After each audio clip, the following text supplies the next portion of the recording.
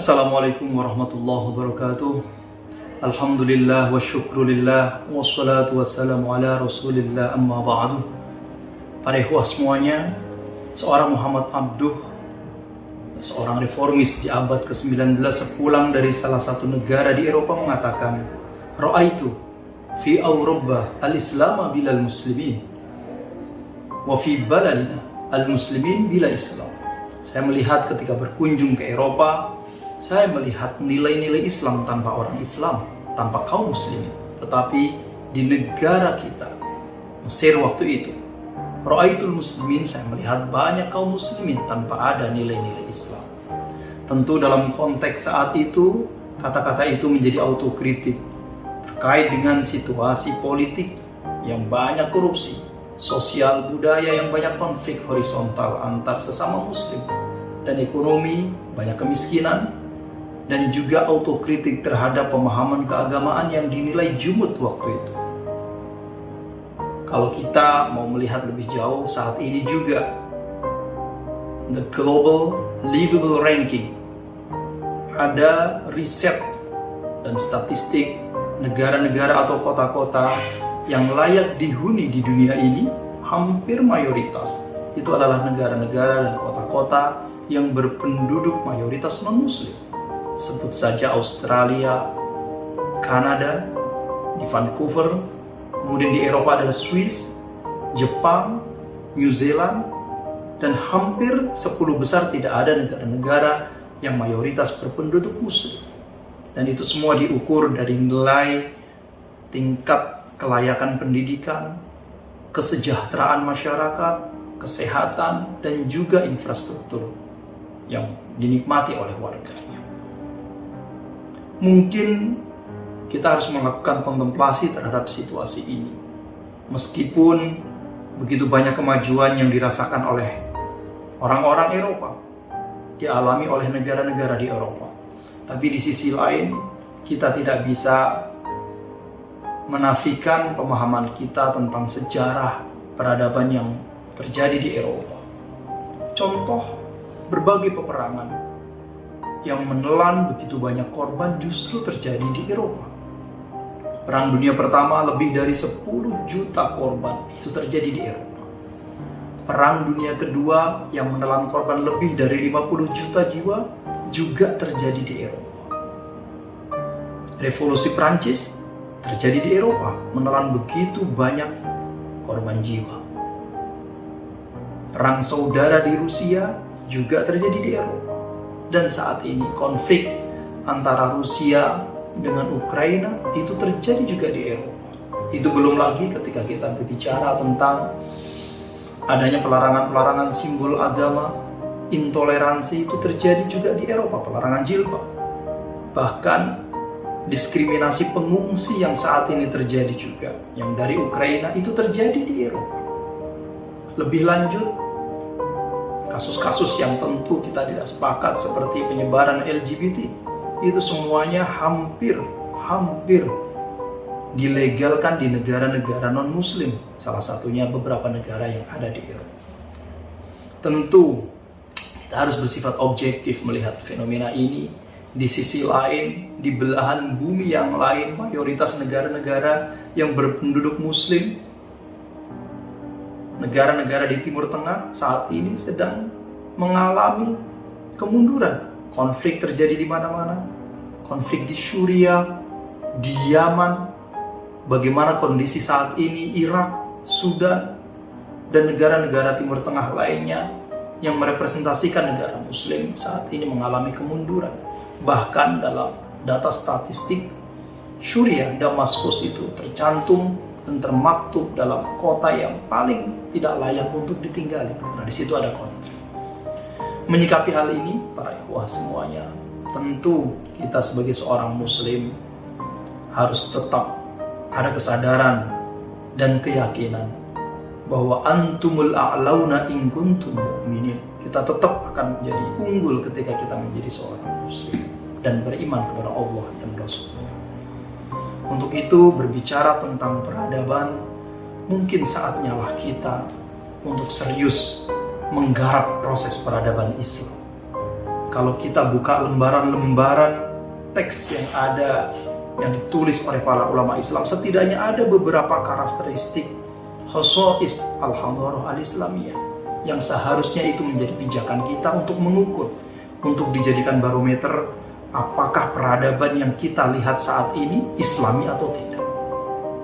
Para ulama mengatakan bahwa min khosais al-hadarah al-islamiyah, karakteristik, ciri-ciri dari peradaban Islam yang kita idam-idamkan, yang pertama adalah hadarah rabbaniyah, peradaban yang berlandaskan kepada ketuhanan, berlandaskan kepada nilai-nilai agama. Seluruh pembangunan, baik fisik maupun non-fisik, material maupun immaterial, semuanya peradaban yang ada itu disandarkan oleh kesadaran dan penghambaan kita kepada Allah Subhanahu wa taala. Tujuannya jelas, qul inna sholati wa nusuki wa mahyaya wa mamati lillahi rabbil alamin. Apapun yang kita bangun, peradaban apapun, semegah apapun, itu semuanya akan bernilai apabila mampu menghantarkan kepada penghambaan kita kepada Allah Subhanahu wa taala. Dan semua diatur, semua dibimbing, semua diorganisir dengan rujukan satu, yaitu Al-Quran dan Sunnah Nabi besar Muhammad SAW.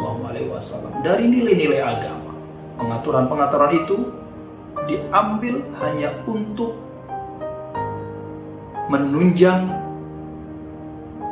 penghambaan kita kepada Allah Subhanahu wa taala.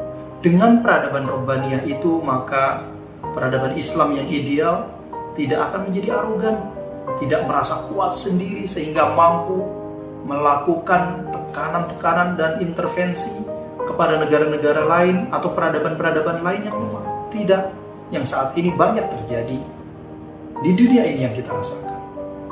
Dengan peradaban Islam yang rabbaniyah itu, yang betul-betul orientasinya hanya untuk beribadah kepada Allah, untuk menghamba kepada Allah, maka akan mengeliminir rasa-rasa superior. Cukuplah peradaban-peradaban Mesir kuno, kaum Thad, Ad dan Samud, peradaban-peradaban tua yang dulu yang pada akhirnya runtuh karena betul-betul tidak berlandaskan dan berasaskan agama yang hanif. Itu yang pertama. Yang kedua, peradaban Islam itu adalah peradaban hadarah insaniyah. Orientasinya adalah kemanusiaan secara umum, semuanya rahmatan lil alamin.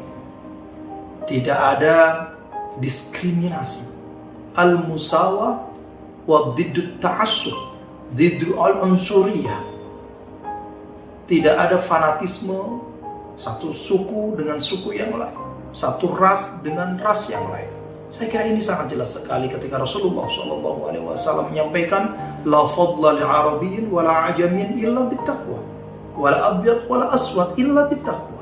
Tidak ada kelebihan orang yang berbangsa Arab maupun non-Arab, yang berwarna kulit hitam maupun putih, tidak ada, semuanya karena ketakwaan Allah Subhanahu wa taala.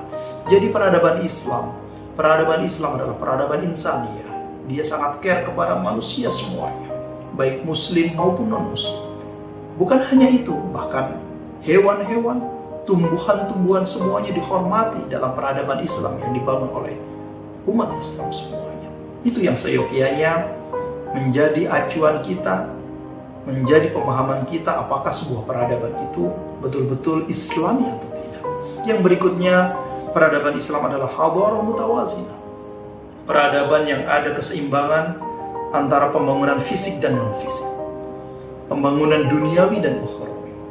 Kita memakmurkan dunia ini, iya, karena itu tugas kita sebagai khalifah fil ardh. Sebagai khalifah tentu perekonomian, peradaban, bangunan, kemajuan teknologi, semuanya harus maju semaju-majunya, tapi semuanya juga ada keseimbangan tentang nilai-nilai spiritualitas kita, nilai-nilai moral kita, nilai-nilai mentalitas kita. Semuanya itu hanya sebuah sarana untuk menghantarkan kita lebih mudah untuk beribadah kepada Allah Subhanahu wa taala di semua dimensi. Dan yang terakhir yang ingin dibahas kali ini adalah peradaban Islam adalah hadarah akhlakiyah, harus mempunyai akhlak, attitude, etik. Ini penting sekali sehingga dalam peradaban Islam untuk maju, untuk menjadi sebuah peradaban yang unggul, tidak akan menghalalkan segala cara. Al-ghayah la tubarrirul wasilah. Tidak menghalalkan segala cara untuk mencapai target. Ketika ingin meningkatkan nilai ekonomi, maka dalam Islam konsep finansialnya menghindari riba. Perekonomian Islam jelas tidak mau menzolimi orang lain. La tazlimuna wa la tuzlamun. Untuk mencapai dan memenuhi kebutuhan-kebutuhan masyarakat, maka dalam peradaban Islam tidak akan mampu dan tidak akan melakukan eksploitasi terhadap negara-negara lain. Tidak akan menjajah. Karena kita punya akhlak, punya etik, punya attitude dalam berkehidupan, baik itu secara moral, secara horizontal, hubungan antar manusia ataupun antar negara. Itulah peradaban Islam. Yang pertama tadi Rabbaniyah, yang kedua Insaniyah, kemudian Mutawazinah, dan juga Hadarah akhlakiyah, mementingkan akhlak. Innama bu'ithtu liutammima makarimal akhlak. Kalau sudah seperti ini, maka sebenarnya kita bisa menjawab. Mungkin Muhammad Abduh pada saatnya memang statement itu bahwa di Eropa itu melihat nilai-nilai Islam tanpa kaum muslimin, sedangkan di Mesir saat itu terjadi dekadensi baik moral, ekonomi, politik, lain sebagainya, sehingga melihat kaum muslimin tanpa nilai Islam itu sangat relevan. Tetapi kita tetap berprinsip kepada ciri-ciri dan karakteristik peradaban Islam tadi, khosais al-hadarah al-islamiyah, sehingga kita bisa mengukur apakah saat ini negara-negara Eropa itu Islami atau tidak. Negara-negara yang mungkin secara zahir sangat maju sekali Islami atau tidak. Para ikhwah semuanya, saat ini kita sedang menjalani bulan puasa.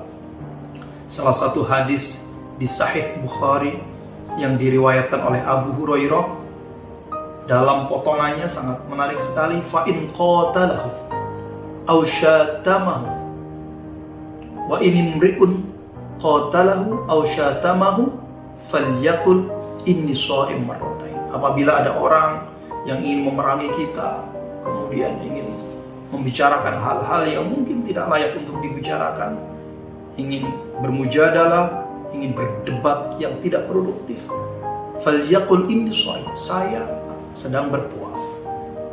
Apa nilai daripada kata-kata yang sangat dahsyat itu? Bahwa kita saatnya untuk menunjukkan identitas bahwa saya berpuasa. Kita tarik nilai itu dalam membangun peradaban.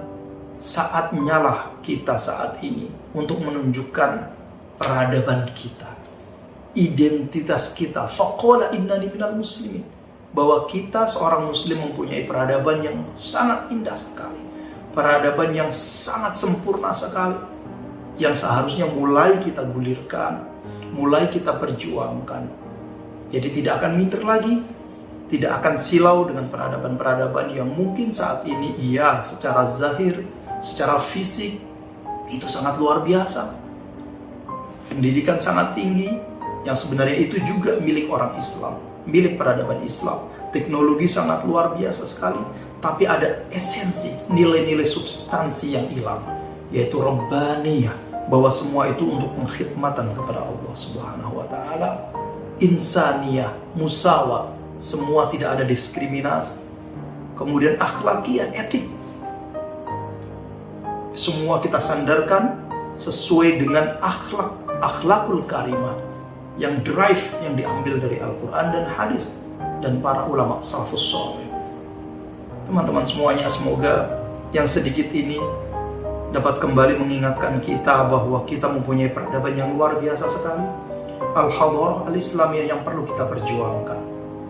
Kita mulai untuk menata dan menumpuk batu bata peradaban kita yang mungkin saat ini runtuh karena beberapa hal.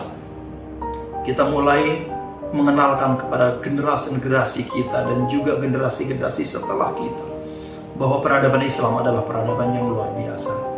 Harapannya pada akhirnya kita dapat mengatakan dengan lantang, ra'aitul Islam wal muslimin fi biladina, di negara-negara kita dapat melihat orang Islam dan nilai-nilai Islam dan juga orang-orang Islam di negara-negara yang berpenduduk mayoritas umat Islam. Para ikhwah, semoga ini bermanfaat. Mohon maaf atas segala kesalahan. Akhiran aqulu lakum. Assalamualaikum warahmatullahi wabarakatuh.